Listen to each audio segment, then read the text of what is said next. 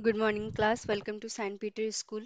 So, this is your science class, and this is our eighth class. In previous class, we studied about the different types of adaptation done by the reptiles, amphibians, and we discussed all the points related to the adaptation done by the animals. And we have also covered the topic adaptation done by the plants.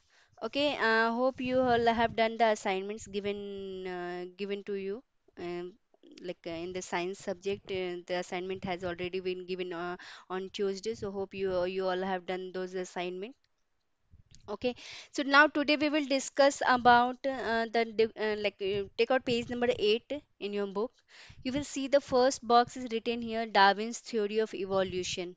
Okay, so what happens? Darwin was a very great scientist. That is, the full name was the Charles Darwin. He was a biologist, studied numerous types of plants and animals, and suggested that only those organisms are likely to survive which can best adapt themselves to a changing environment. And this is called the theory of survival or the survival of the fittest. This is Darwin's first principle. If an organism is born with a new beneficial characteristics and is able to survive, this change is preserved in the next generation. And this is Darwin's second principle and is called the theory of natural selection.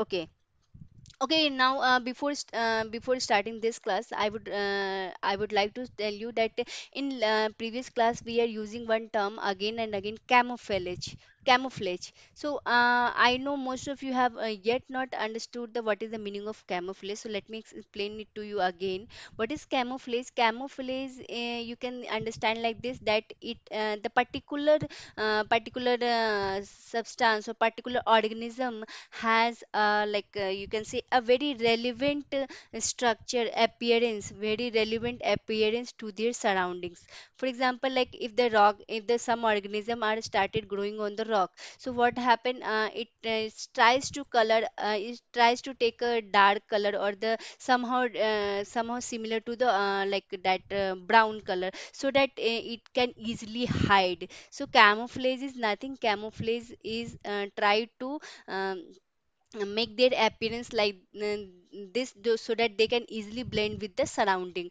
वो दिखे ना, वो ऐसे छुप जाए, इनके ऐसे appearance होते हैं. So that is called camouflage.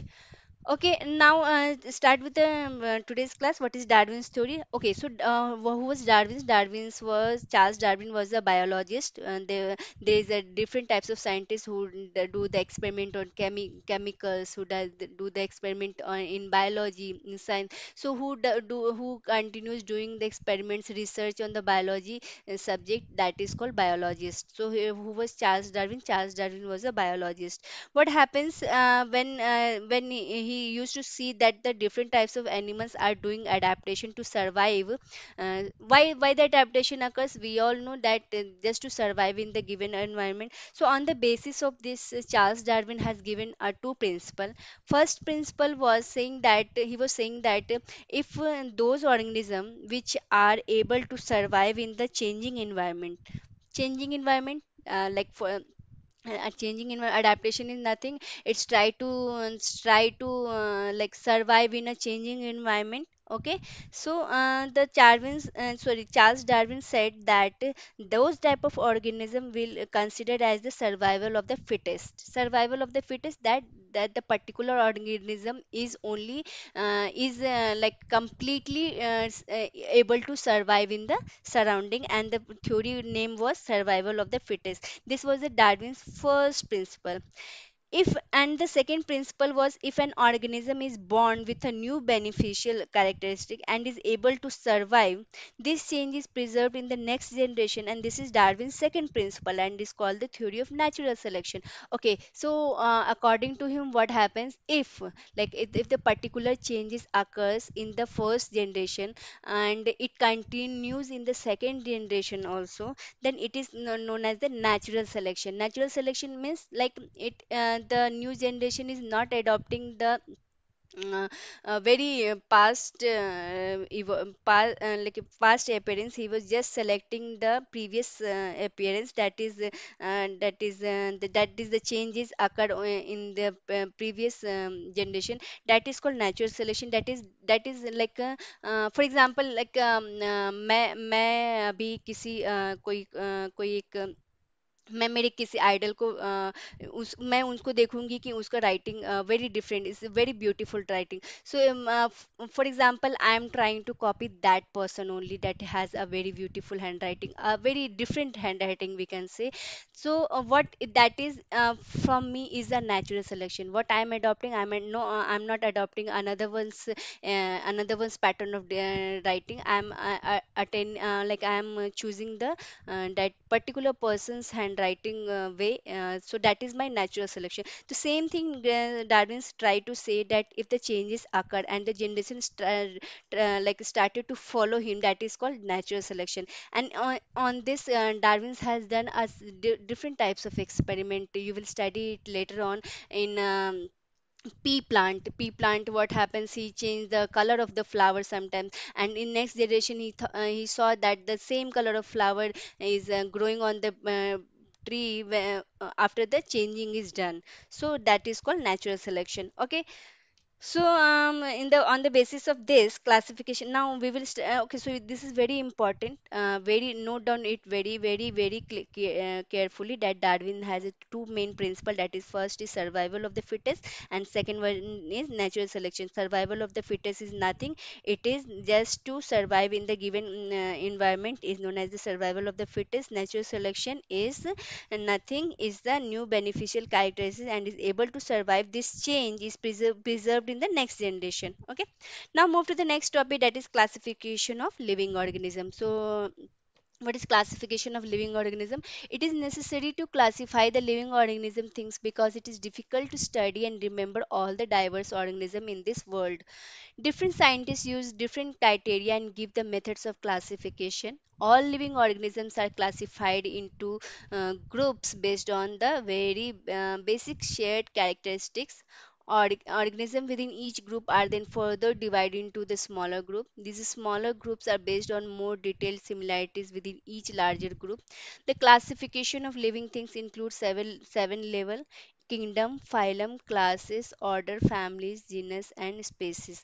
So this is known as the hierarchy of classification, and this is actually done by the, you can say, Carl Linnaeus has given this classification. Okay, why classification of living organism is done? Let me explain it to you by the example, very relevant practical example. Like for example, जो हम कुंडली निकालते हैं, for example कुंडली. So for to know some specific person's background and future, what happens, we try to find out the kundli, and on the basis of what uh, uh, some points we need to discuss before taking out the kundli, like what is the gotra, what is the mulya, or something we have to know, that what is the day, birthplace, what is the date of birth, what is the time of birth.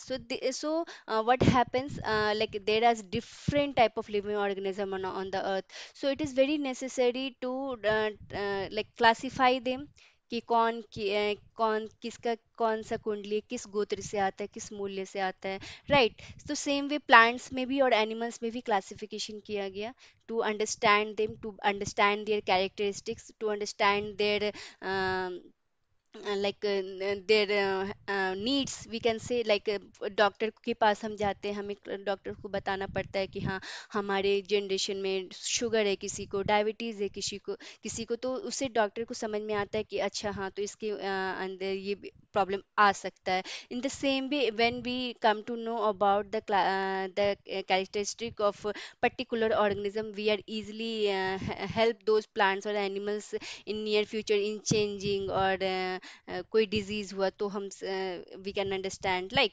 So the classification is done. So all the living organisms are classified into groups, and in the by the points you can say that it is mainly divided into seven groups, that is kingdom, phylum, classes, order, families, genus, and species. These all are the seven these are the all are the seven, you can say, these all are the seven information we use to require to know the particular organism.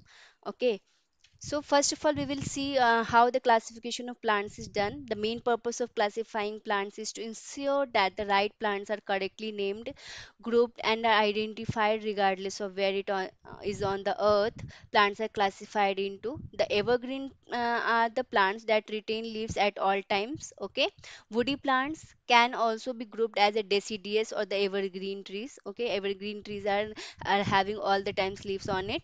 Deciduous plants are seasonal plants which shed its leaves at the end of the growing season, either during the winter season in the temperature climate or during dry season. We have seen that most of the time in most of the plants, new leaves comes out and old leaves fall down. So this type of plant is known as deciduous plant. Apart from the above features, there are some plant species which can be classified based on their height, shape of the stems, period of life cycles, their habitat, flowering and non-flowering. On the basis of this, the different types of characteristic has been found.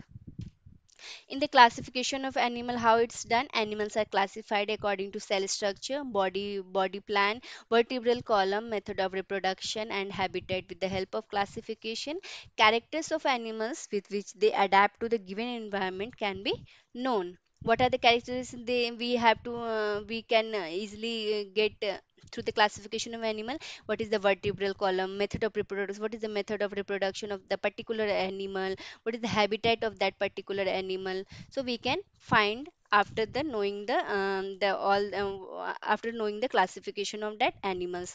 For example, a example is given in your page number 8. You will see that hierarchy is what is hierarchy of classification.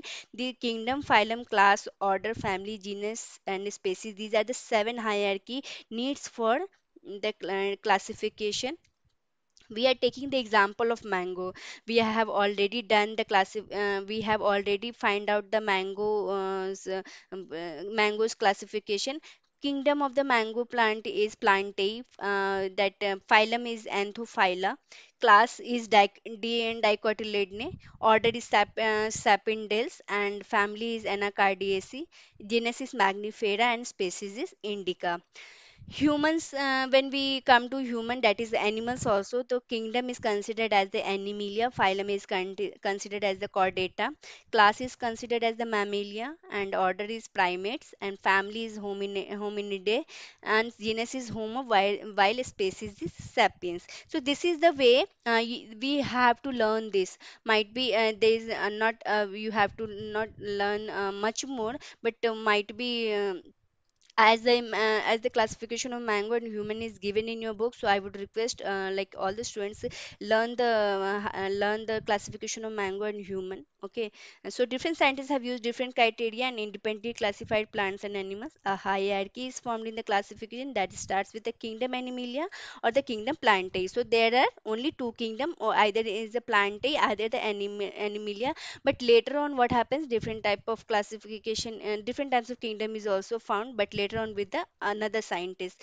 But till the time till the that time when the Darwin's theory came, there was only two types of kingdom, that is Plantae and Animalia. And this all the criteria which is used to classify these are known as the hierarchy of the classification.